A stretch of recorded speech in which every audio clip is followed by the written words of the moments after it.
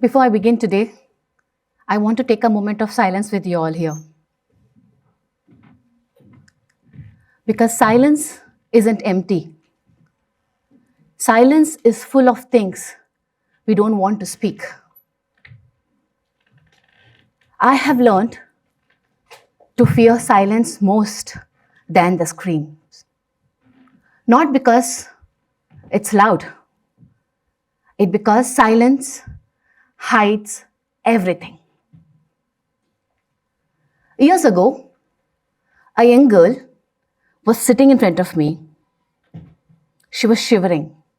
Her voice was shaking. Her eyes were glued to the floor. I gently asked, "Do you want to talk about it?" Without even looking into my eyes, she whispered. Everyone knew, but nobody spoke. After I heard that, I was shattered. I was absolutely broken. And that day, I met an unspoken truth. Injustice wasn't what just happened with her. The real injustice was the silence around her. People are silent, not because they don't want to talk about it. People are silent because they are not prepared. After years of listening, I have realized something very hard to say. Harm is terrible, but silence is miserable. Over 15 years of creating safe places, working with schools, universities, colleges, Fortune 500 companies, NGOs, community spaces, and the victims themselves, creating lots and lots of skills, safety skills, supporting thousands of victims. I have come across one fact. There is one pattern which is same across the incidents other than the culprit, and it's silence. Everyone only think that whenever there's any kind of a situation, or if you see something, we comfort ourselves. They will take care of themselves. It's not my cup of tea. I don't want to intervene. Why to take unnecessary problems or risk? I want to stay safe. But there is a scientific truth. Safety isn't an instinct. It is not automatic. It is not hardwired. Safety is a skill and that needs to be prepared. Because if you think, we all have grown up thinking safety is instinct, then why do people freeze? Whenever they have any situations, when they are in terrible situations, why doesn't the brain work? Why do your colleagues, your friends look away? Why do societies wait for clear proofs? Why do people doubt their own uncomfortness, their own discomfort? Because safety isn't instinct. We all teach mathematics, we teach English, we teach grammar, we teach basic manners, but we never teach what is safety, what is safety skills. We always think it's a survival instinct, fight, flight, freeze. But this survival instinct is not safety, it is an emergency alarms. We have misled ourselves thinking safety is just natural and it just comes to us, and this is not the fact. I have been working with so many companies and I have seen so many victims. When I question them, the first thing they say, I didn't realize what happened with me. I was froze. That shows harm is so terrible, but the silence is so miserable. How discomfort it is. But are we ready for that? Are we ready to create safety? When we are okay to teach everything, Nowadays, we are also talking about digital literacy, financial literacy, talking about resilience, creating into our next generation. But where are we teaching the response skills? What are we doing for this? We are not doing anything. This is why when I talk about the safety, we also talk about silence. I'm sure every person here might have thought, why unnecessarily create problems? Just let us leave it like that. Let us be silent. Things will get dissolved. Why to create things and havoc responding to it? And this is where we have to know silence doesn't work. What if Mahatma Gandhi had decided to stay silent? There is a scientific research at Harvard. Researchers who are doing brain study and trying to understand the behavior conditioning have realized safety isn't a fixed. They have discovered safety is not hardwired once and forever. It's trainable, it's learnable, it's dynamic. That's the reason why we need to teach safety for our children. Instead of calling our children and asking, where are we? When are you coming back home? Be early at home. Instead of that, when we teach them how to be safe, how to intervene things safely, when we teach them responsive skills, don't you think that's much more better than teaching them to be silent? We talk so much about literacy, we talk about gender equality, but what happens? Over a period of time, having so many cases, solving so many investigations, I have realized silence needs to be trained because people don't know that silence is not safety.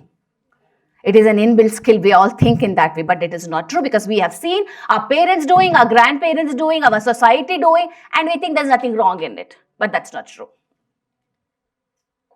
So, all these things made me uncover the fact that safety is a skill and it needs to be trained. So, I have created a framework, a simple framework, because when we are in situations, we don't want any lectures, right? We need a solution, a simple solution. And what is the solution? The solution is now. Because intervention doesn't wait for some day. It needs to happen now. And when I say it's now, it's called as an unmute. And this unmute has 3 steps to its heart.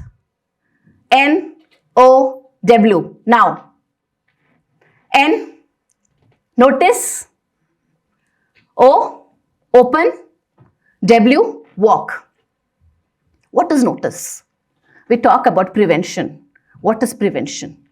It's all about recognition. The time when you realize what's happening with you, when you feel there's something wrong with you, before the harm turns into visible, noticing is what matters. There might be border crossed comments, might be something which has made you feel uncomfortable and you don't know what is that, what is happening with you because you're not able to recognize, because nobody has trained you, nobody has taught you. So we think might be it happens to everyone and nobody responds, so I should also be okay with it. So that is where I talk about notice. Then we go ahead. The next step, O, we open. We talk about it. What do we talk about it? People don't stay silent because they're selfish. People stay silent because they're unprepared. They don't know what to do. They don't know what to speak. Whenever someone calls me for any kind of an events where they ask me to speak, it's not just I can go and speak. It is because I've been prepared. And this preparedness doesn't come sitting hours together. The preparedness comes when you learn the skill, when your skill is being conditioned in a right way. And that is where we talk about open, the language. Instead of asking, what happened to you? Which may sound a little rude. like blaming. Why don't we say, it looks something concerning. Are you okay? I am not finding you okay. I'm not finding you comfortable. Are you fine? The choice of words matter a lot. I've heard people saying, big countries solve big issues sitting across the tables. It is not sitting across the tables, it's the right choice of words. And that's where we talk about open. When you open, when you talk, when you train how to speak, look at the bridges which open for you. How you'll be able to communicate, how you will be able to take step. And the third step, walk. We walk with support. Safety doesn't mean making people stay alone, making people isolate. It's making people walk through the right resources, giving them the right guidance, making them understand that we are here to share your pain. We are walking through them. That's how when I say NOW, now. Intervention means now, not someday. We talk about prevention, protection, and redressal mechanisms. Only preventing and protecting is not enough. People should know what should happen next. There are so many situations where we couldn't prevent, but we can protect. We can redress. So that is what we are supposed to do. This simple framework, anyone can be used. Today, I'm standing here on the center to make you understand how safety is important. Not coming back home at 9 o'clock. Not coming back home before it's dark outside. It's all about how are you creating that skill inside you? How are you developing and training yourself where you are being prepared? If at least 10% of the crowd here is prepared, then I know 10,000 people will get prepared, because you are obviously gonna make sure that you're doing the knowledge transfer there. That is why now matters. Silence doesn't need a drama to end. It needs very simple things. We always have a myth in our head that revolution has to be big. But no, it can start from very small at the molecular level, at your individual level. You don't have to unmute the world.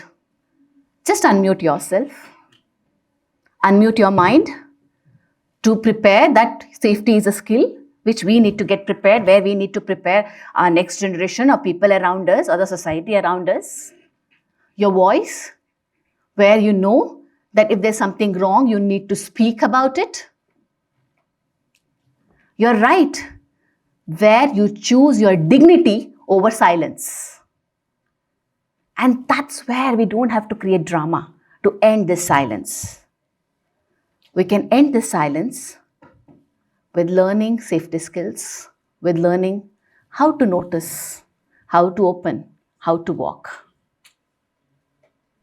Once you're aware that silence is harmful, silence is the crime more than the criminal.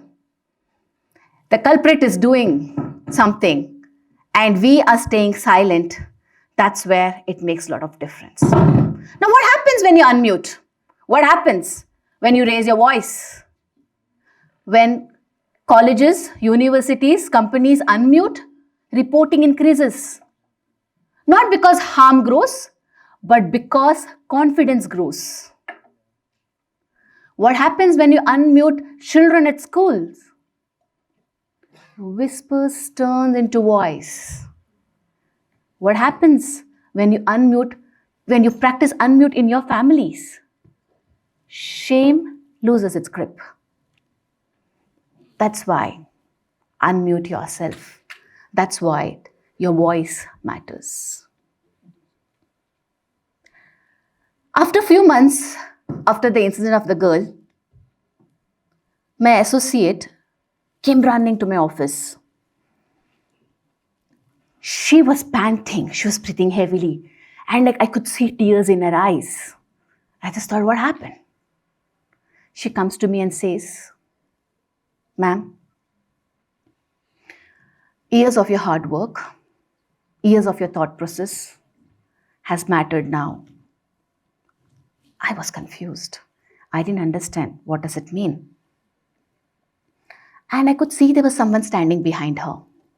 So I could see a man. Now this person looked at me. I don't know who he was. He came to me and he said, thank you. Thank you because someone spoke. Because of your training, because of you creating awareness, someone spoke. Also, to break the myth that victim is not always she, it can be he. And making society aware, victims, it's not gender specific. He said, I'm glad that someone spoke. The person who spoke was trained. The person who spoke made me understand that how I could use my voice, and that's how I made sure the harm couldn't harm me. I enabled silence. I had goosebumps when he said that. I had been fighting for years to say, victims is not always she. But what to do? People around us, it's always, there's a me too everywhere, no meant to. So we all think the victim is always she. Irrespective of gender, victim can be anyone. But your voice can be your right. I made sure that the silence in me can create lots and lots of noise. As I said, I fear the most is the silence over screams. So my house, my office is always at screams, not at the silence. And today, I want to remind you of your voice and your right. Please unmute yourselves and let us applaud for ourselves, creating that silence to just run away from our lives and from this society, and making sure we are creating safe places for each and every individual, irrespective of a gender. Thank you so much. Thank you, everyone.